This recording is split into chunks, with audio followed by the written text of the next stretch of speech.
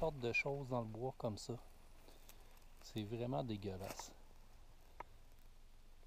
En tout cas, ce qu'on peut dire, c'est bravo champion. C'est assez ordinaire.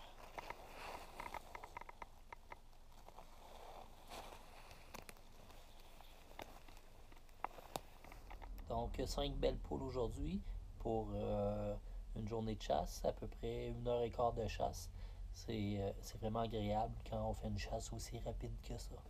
Ça nous libère le reste de la journée pour faire ce qu'on veut faire. Donc 3 belles grises. Puis c'est le fun parce qu'habituellement on voit pas de la grise autant que ça. Donc toujours bien nettoyer la perdrix, c'est important. Parce qu'il n'y a rien de plus désagréable quand on mange la perdrix ou quand on va chez des gens puis qu'on mange la perdrix puis qu'on se rend compte qu'il y a encore du poil dans la perdrix. C'est pas très très intéressant, donc c'est important de bien la nettoyer.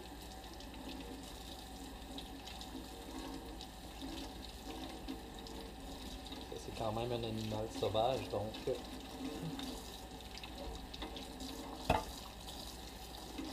bien nettoyé, ça ressemble à ça.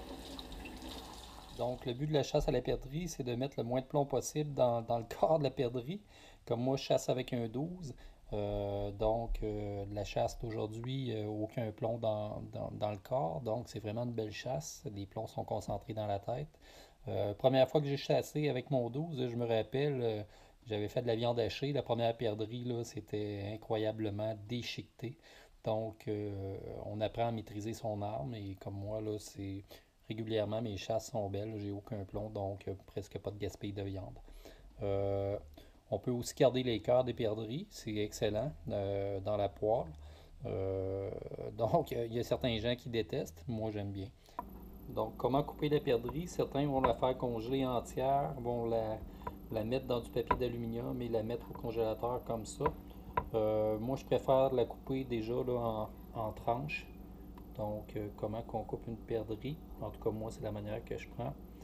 On suit la ligne du dos et on descend là tout le long, doucement, pour garder le plus de viande possible.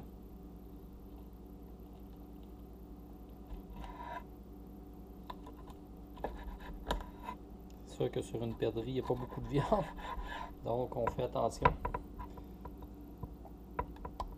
Et suite à ça, moi je la coupe déjà en lamelles, puis je fais congeler là, par la suite là, en lamelles. Là.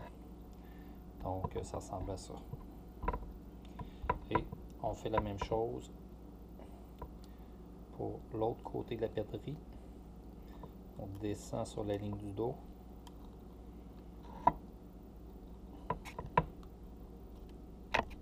On essaie de gaspiller le moins de viande possible. En sachant qu'il n'y en a pas beaucoup après une perdrix. Donc, il va nous rester une carcasse comme ça. Encore là, on fait la même chose. Moi, je coupe en lamelles.